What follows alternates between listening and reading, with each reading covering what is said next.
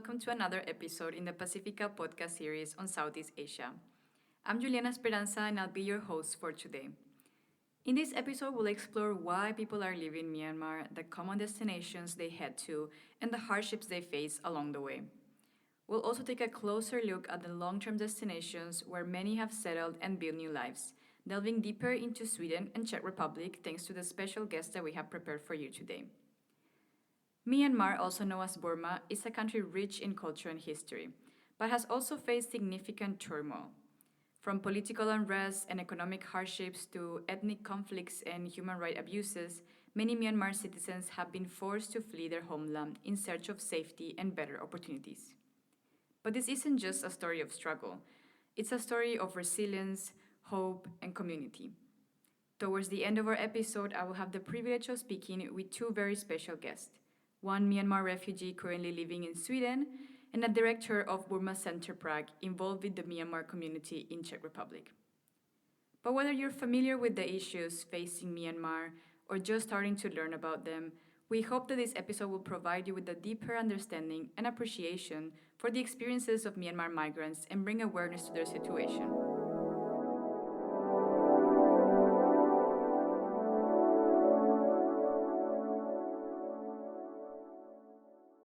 In just over 4 months, Myanmar has gone from being a fragile democracy to a human rights catastrophe.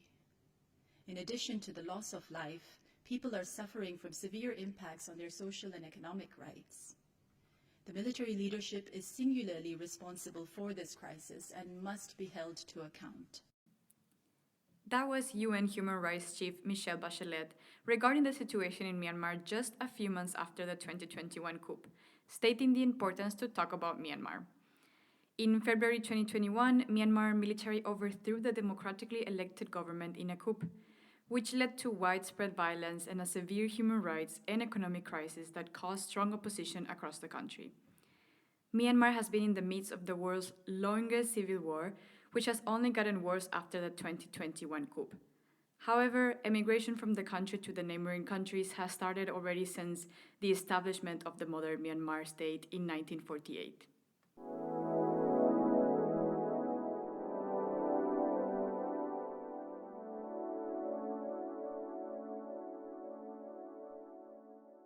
Many refugees from Myanmar end up in neighboring countries. In 2014, Bangladesh hosted the largest number of Myanmar refugees. Other significant destinations include Malaysia, India, the United States, Japan, and Thailand. Most refugees live in camps, though many also live outside of camps, especially near construction sites. In response to the ongoing ethnic conflict in Myanmar in the early 1990s, Thailand and the UNHCR set up 9 refugee camps along the border to manage and protect these displaced people. The situation worsened after the February 2021 coup, leading to at least 45,000 more refugees fleeing to Thailand. In a CNA Insider interview, one Myanmar refugee explained her situation when first escaping Myanmar to Thailand. No house, no place, no roof, no shirt, no food. So it's very feel upset. Every time that our friend is sent the video for us, we cry. Life for refugees in neighboring countries, particularly in Thailand, is very challenging. While the Thai government has allowed these new arrivals to stay in informal temporary shelters near the border, it has also occasionally pushed them back. None of these new arrivals are permitted to enter existing refugee camps, and Thai officials place strict restrictions on their movement and access to humanitarian aid and services. Thousands of refugees from Myanmar have lived in their camps for over 30 years. Some have been there for so long that they have forgotten about their homeland, and some have been born there and never left.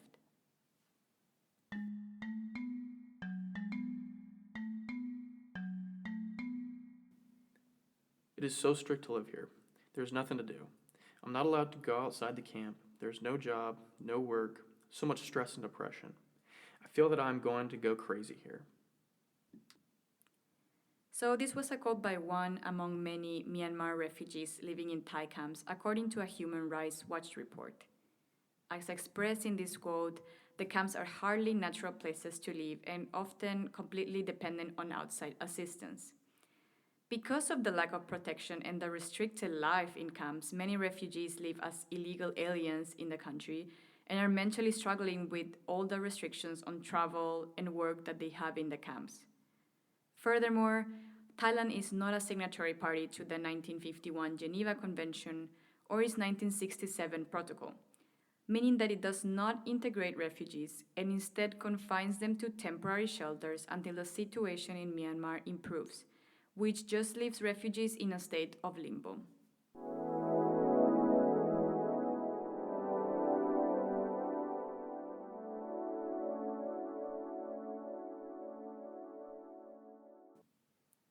Most Southeast Asian countries are not part of the international refugee regime, in which the 1951 Geneva Convention or its 1967 Protocol sets minimum standards for the treatment of refugees. Only Cambodia, the Philippines, and Timor-Leste are signatories.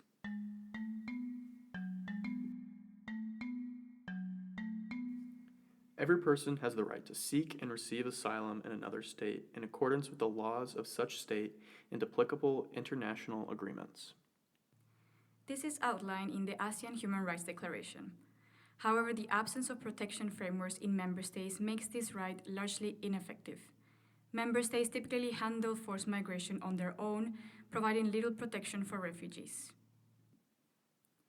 Malaysia hosts about 180,000 refugees and asylum seekers, mostly from Myanmar.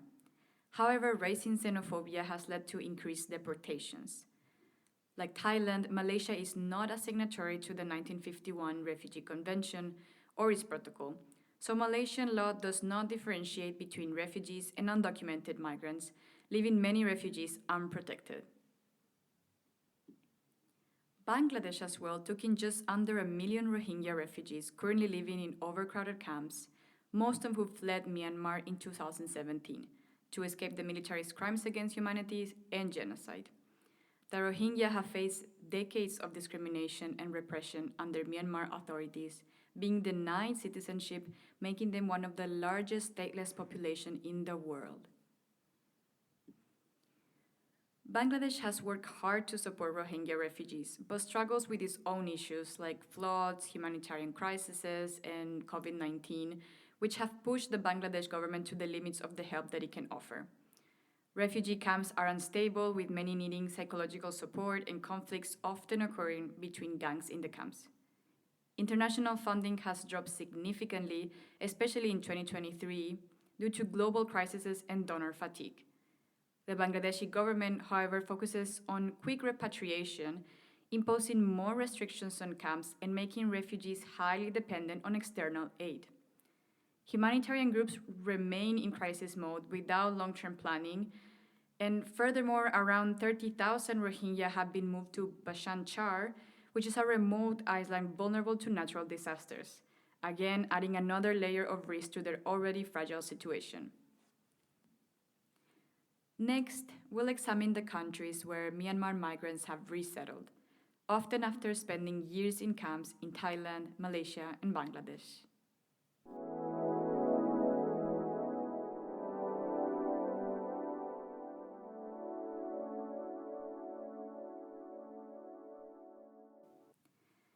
In countries like Thailand, Malaysia, and Bangladesh, the situation for refugees can be very tough. Many contact UNHCR, with over half applying for resettlement in third countries, but they often face long processing times that turn into years. Since 2005, UNHCR has resettled Myanmar refugees from these initial countries discussed to around 15 third countries, including the United States, Australia, Sweden, the Czech Republic, the United Kingdom, among others. Australia and the United States are the leading countries accepting refugees. Myanmar has been a top source for Australia refugee program for over 10 years. But refugees face challenges like learning English, finding jobs, housing, and coping with social isolation. By June 2020, around 40,000 people from Myanmar were living in Australia, mostly through the Australia Refugee and Humanitarian Program. In the US, the Burmese community deals with economic difficulties and language barriers. However, in 2022, the US extended temporary protected status for Burmese refugees until November 2025, affecting about 900 people and 2,000 more eligible for protection. I can't eat, I can't sleep because I'm so happy about that. And this is my dream to go to the US with my family. This was one Myanmar refugee interviewed by CNN Insider who expressed her hope to leave Thailand after living in camps for 20 years.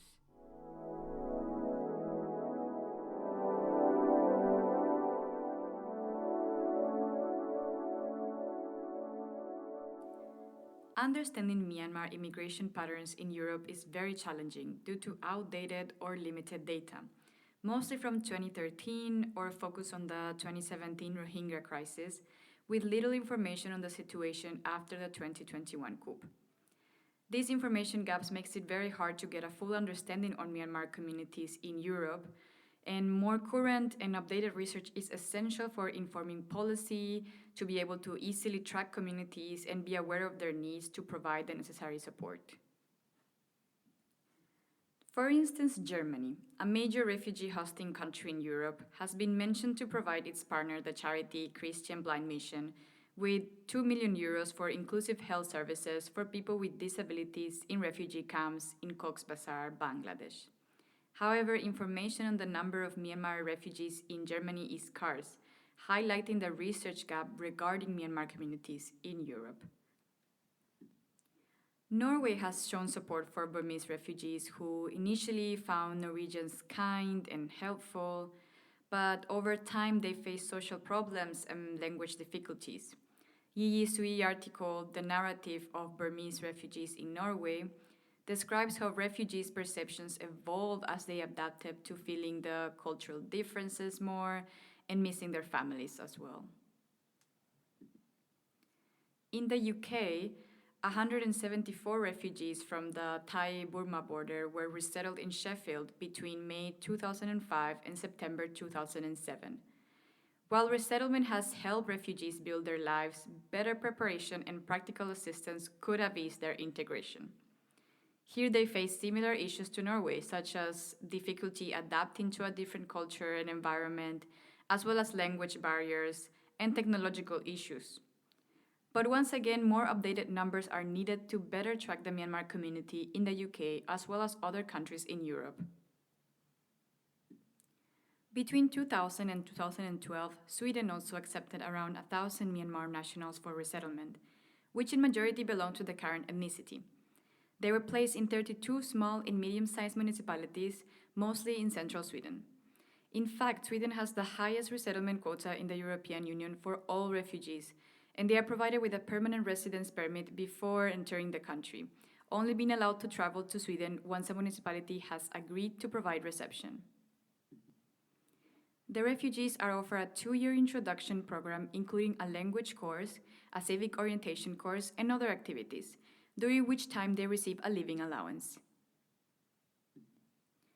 I think it's also necessary to stress once again how Myanmar is a diverse country, where 17 major ethnic armed groups have been fighting the government for decades, causing long-term internal displacement, refugee flows to neighboring countries, and resettlement in their countries. Aside from conflicts, natural disasters such as the 2013 floods have displaced thousands and contributed to cross-border migration into Thailand, Bangladesh, Malaysia, and China. Sadly, many displaced people turn to smugglers and risk crossing borders illegally to reach safer destinations, not only in neighboring countries, but also in the hopes to reach the United States, Australia, Canada, and European countries such as the UK, Norway, and Sweden. Having said this, let's introduce our first guest for today. Mr. Koye, who is a Myanmar refugee and activist currently living in Sweden, and to whom we had the chance to ask him about his journey to Sweden and his first-hand experience with the resettlement program. How did you decide to escape to Sweden? At the beginning, I and my wife, we decided not to run away. We will stand or fight back. So, and then my wife also working for the different organization, and how organization is the first that military is rape and also seized uh, and arrest the people. So and then she's the one who had to run it, run from them. So and then we decide our family, we move inside the Myanmar. We have the other place. We move to the other town. We are not stay in the Yangon anymore. We move to the other town, like to the north of Myanmar. People are hosting us. They are not very easy. They are also not safe. I'm afraid that they are having trouble or something like that in one day. So finally, we are difficult to moving around inside the Myanmar, and then finally we decide, okay, we need to go out. So what do we do? And then we contact to the different embassy, and then the Swedish embassy that they accept us, and then because that in Sweden, there's my wife relatives are in Sweden, so her immediate brother is here, so he's the Swedish citizen. So we decide, okay, it's better to go to the Sweden because there's her brother there, and I can how to select her with her brother, and I can come back to Thailand or the Myanmar and fight back. So to get into the Thai border is a very long history. After moving around inside Myanmar, hiding from the military in different places, finally they decide to flee to Sweden, where Mr. Koyewai's brothers live. Mr. Koye then explained how his trip to Thailand with two kids, it's a 2-night and 3-day trip, and that he and his family successfully crossed the border illegally with the help of friends and colleagues there, indicating also how Thailand is his second home, having been there before and thus knowing people and places. This is what he had to say. So that's my friends there. They are helping me and picking up me at the border. So I and my family they getting to the Thai Burma border the area in the June 2031. June 2021, and then we are the embassies are saying that, so you guys have to come to the Bangkok, and then we were to arrange the trip.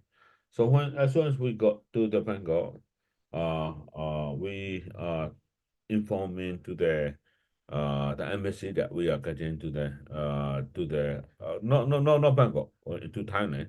We informing to the embassy that we are having to the Thai Myanmar border, and the border town like Mesa, and then they said wait to wait there.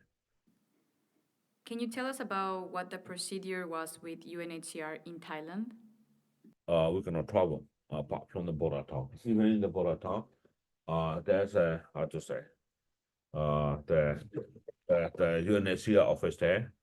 UNHCR explained that, okay, you cannot be the register as a refugee because Thai government is not allowed any new registration of the refugee from Myanmar because uh they don't give the permission. So they don't allow to register as a new refugee on the Thai soil, especially from the Myanmar. So finally, I give up. Okay, so maybe they cannot be. Every time I contact them, that the Swedish side is ready. Everything Swedish side is everything ready, to go to the Sweden, but Thai government is not allowed to leave.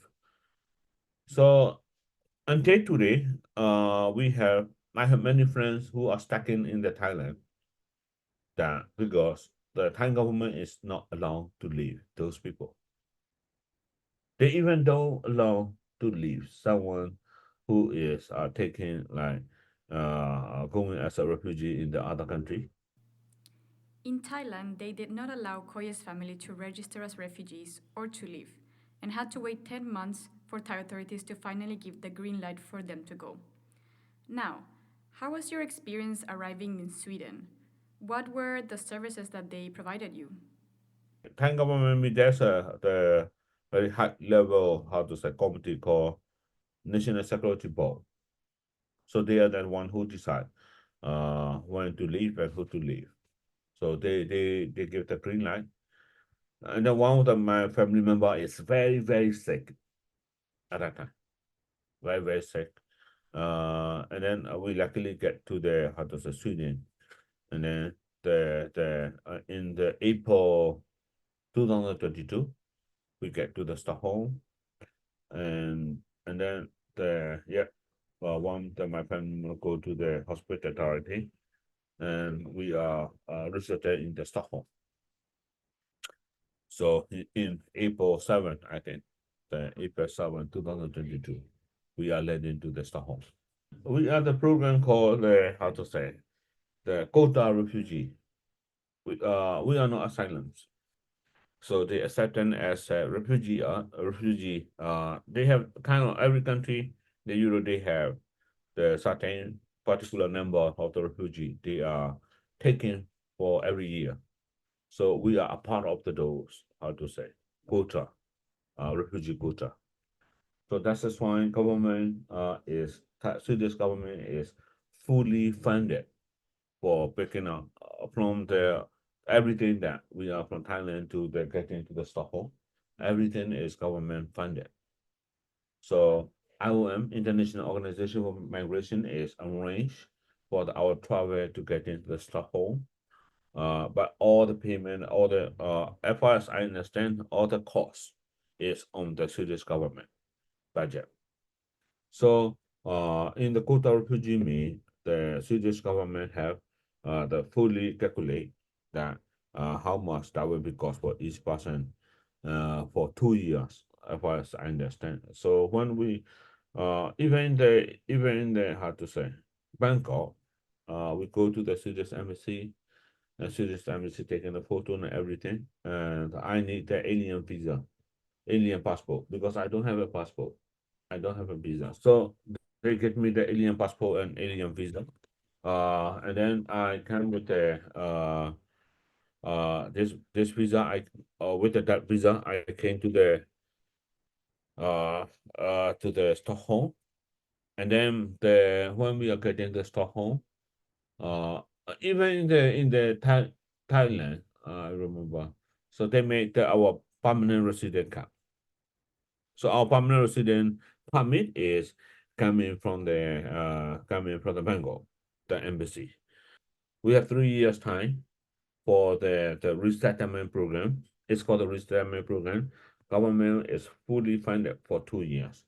Our full household, the house rent, the house and full education, everything. So in Sweden, education and the healthcare is free. But within the those, how to say, the duration of the resettlement program, 2 year, Swedish government will be support us for the food and the renters, everything. Seems that the Swedish resettlement program not only gave you a residence permit before arriving, but also can cover your expenses comfortably. Yet you continue to work as an activist coordinator and campaigner. Can you explain why? You know, I'm coming here, uh, no, not just only to save my family, but I stay need to work for my country. My country means the Myanmar people and my people, Myanmar people. So that's just why I continue working for it. So my work that I'm involved in the revolutions, uh, uh, but I'm not fighting. So that's just why I'm involved in the different area that who which is not that I'm fighting. And then continue to work on it. So that's just why I informed to the Swedish Social Security Department that I cannot be in the resettlement program anymore. I need to work. So that's just why I cannot get any support after the 4 months. Because those resettlement program me, uh, uh, it is everything is supported by government, but you have to work like 24/7, full time. You have to go to school, you have to learn the language, and you have to study others like how to say life skill or the how to say having a job. Mr. Koya expresses how, because of his determination to work for his country, he could not be enrolled in the resettlement program, says it didn't leave him time to work for what he believes. And so finally, we ask him what other challenges has he faced in Sweden, and his response was this. The Swedish government system is not really counting. So my income is not pensionable income. So they are not taking the how to say tax, and so that's just why I cannot run the apartment here with my name, because I'm not paying the tax. So my kids began growing up. So if my wife cannot get the job, I need to try to get the job here in Sweden job. So having the how to say the renting the apartments and everything, because my kid is growing up, and we had one bedroom how to say apartment in Stockholm, somewhere. But compared to the people inside Myanmar, my friend and colleagues, I'm in the heaven. So this is very the grateful, and thanks to the Swedish government that fully funded and support everything. So I understand that there's other people who are resettling here. So for me, it's any better for the Swedish government that they did for the everybody across the world, not only for Myanmar.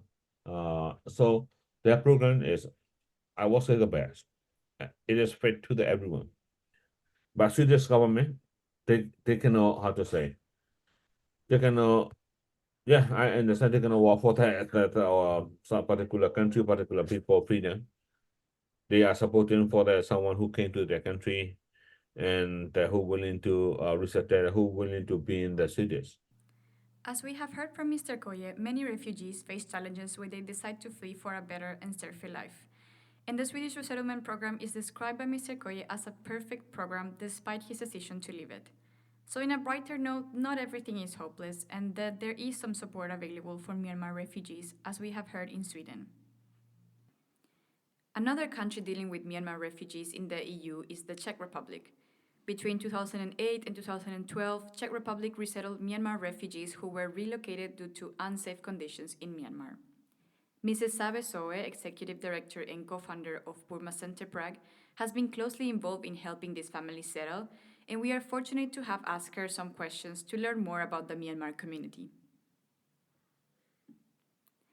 First, could you tell us about how did the Burma Center Prague come to be and what does it do?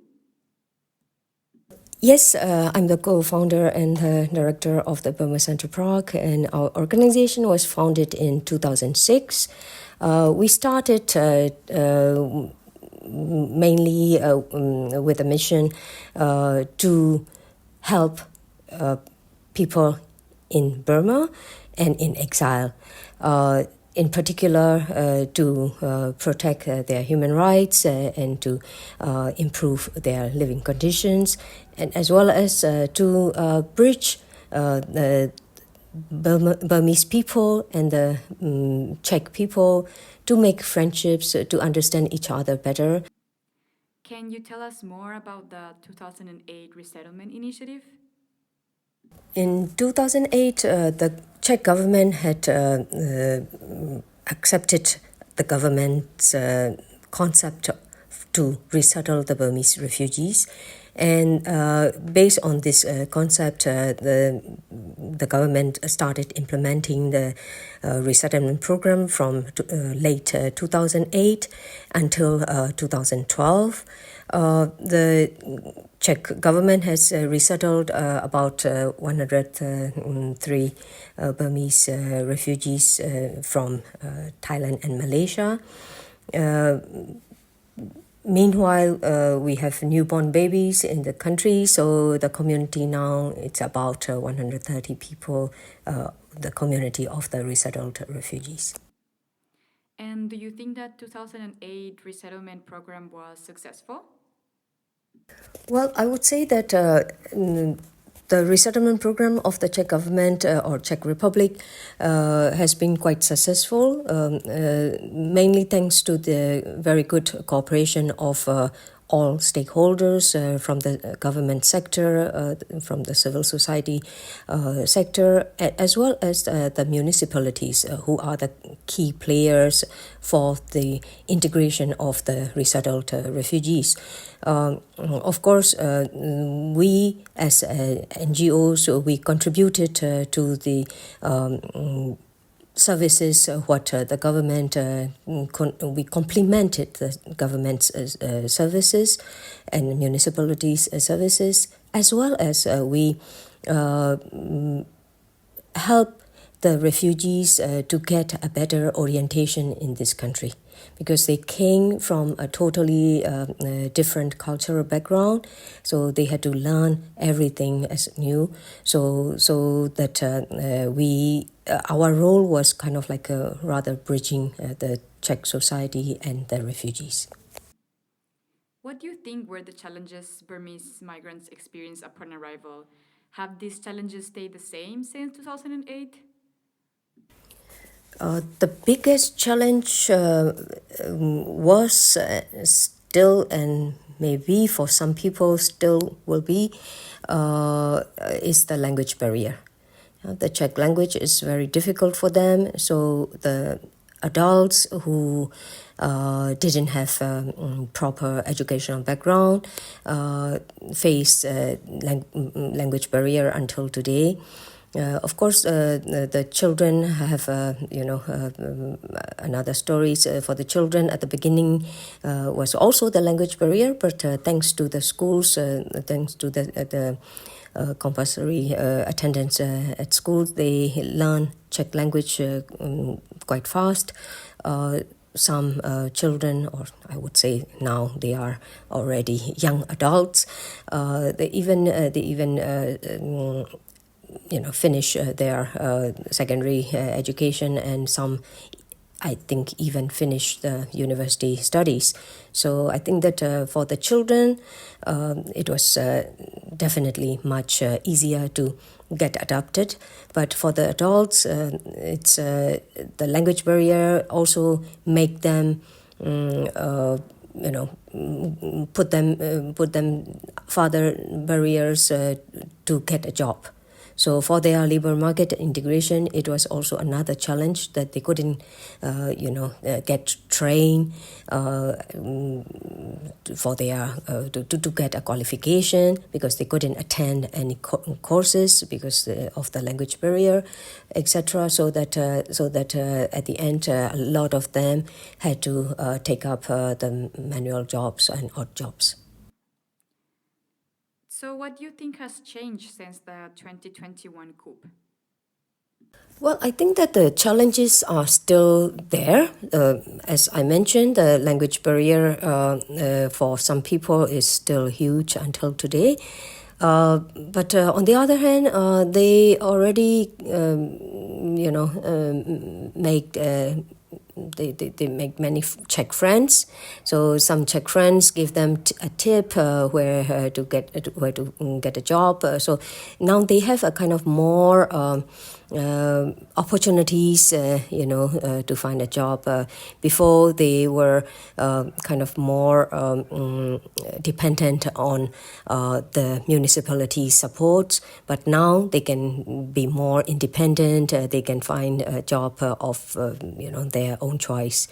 The coup unfortunately didn't influence on this particular diaspora in the Czech Republic, because these people, these resettled refugees, have refugee status in the Czech Republic with a permanent stay permit. So that allows them to work here legally without any extra additional permission, job permit or whatever. So I would say that the coup, of course, created a lot of difficulties for all of us, even to stay in contact with our families, with our friends. So that's one big issue. How to just learn where if your family is safe, if your relatives are safe. So this is one thing at the beginning, but slowly we had to find ways how we can help the people inside, and the community here also still has relatives back at home, so they started also finding ways how to support not only their relatives but also the Spring Revolution in Burma in general. What about support systems or organizations? In which way have they been helpful for the community? Well, I should mention the kindness and the sincere help of the Czech host communities where the refugees have been settled, has been placed, because the people in those municipalities didn't have a clue where Burma is, why these people are here, but after our community activities. We did a lot of community awareness activities during these years, and people understood, that these two countries, the Czech Republic and Burma, have a lot in common because both countries went through, or one country is still going through, the totalitarian regime. And these kind of similar experiences, share sympathy and compassion, and that was a huge asset to this successful integration of the resettled refugees.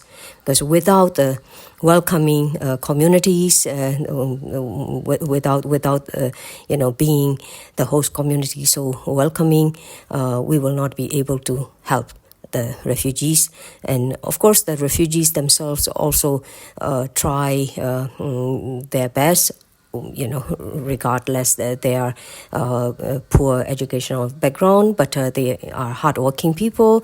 They manage to make friends in the neighborhood. So I think that after 15 years, almost 15 years, we can say that this resettlement program of the Czech Republic has been very successful. What about the Czech government now? In which way is the Czech government supporting the Myanmar community now? The Czech government's official resettlement program has been stopped after the THAAD group's arrival in 2012. In between, various situation and events happen, so that inside Burma, we had a lot of political changes from 2012. So it was not such a kind of like emergency need anymore. So the resettlement of Burmese refugees have not been continued. But after the coup, we had other needs to protect the kind of political activists who are in severe need of protection. So the Czech government provide some emergency protection, but it's not a kind of like the previous resettlement program. And unfortunately, this bad kind of situation is not only in Burma but also in Ukraine, and you know that there is a kind of 500,000 of Ukrainian refugees in the Czech Republic at the moment. Lastly, what are your hopes for the future of the Myanmar community in the Czech Republic? Well, I would say that the community of resettled Burmese refugees are now integrated in the Czech Republic, which means that they are a regular citizen of the Czech Republic. I mean, regardless their citizenship, but they can live here without big obstacles anymore. So I think that the government support at the beginning of their new life here was very helpful, and now the government can provide same help what the government offers to other citizens in the country. So I don't think that we need any special help concerning this particular resettled group. But of course, what we hope is not only the Czech government, but also other European governments could help some of our political activists, human rights defenders, who are in severe need of protection, because you know that the military regime in Burma has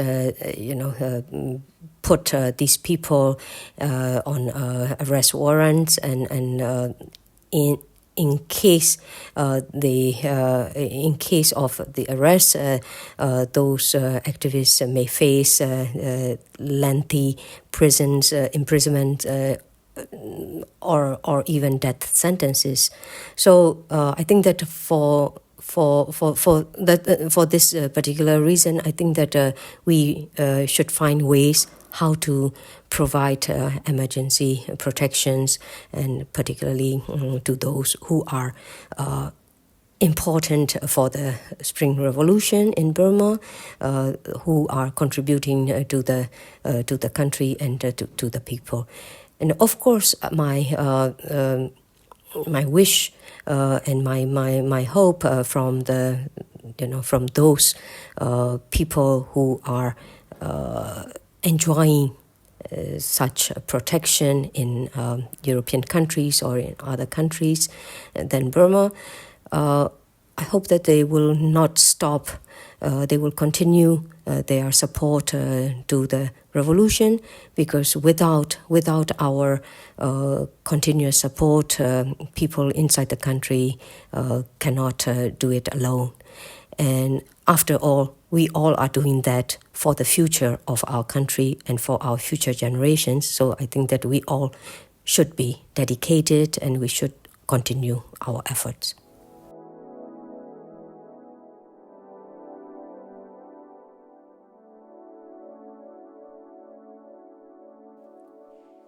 Both Mr. Koye and Mrs. Sabesoe talked with us about challenges, successes, support available, and their hopes for the future for Myanmar and for the people in the country and abroad.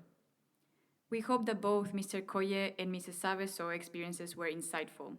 And as we wrap up this episode, it's clear that the journey of Myanmar migrants is one of incredible resilience and perseverance. Each step, from fleeing their homeland to resettling in a new country, is filled with challenges that they're willing to face in the search of a better future. Their stories remind us of the importance of compassion, support, and understanding in welcoming refugees and helping them rebuild their lives. We hope that this episode has shed light on the complex and often difficult paths that Myanmar migrants navigate. Their strength and determination are truly inspiring, and their contributions to their new communities are invaluable. Thanks once again also to Mrs. Sabesoe and Mr. Koye for joining us today and telling us more about their experience. And thank you all for joining us on this episode of Journey of Resilience, Myanmar Migrant Story. If you have any questions or comments, please reach out to us on social media at Pacifica_pod in Instagram, or visit our website integria.zz, where you can find our podcast under Pacifica. Stay tuned for the next episode in the Pacifica podcasting series on Southeast Asia, where we'll continue to explore the stories of resilience from around the world. Until next time!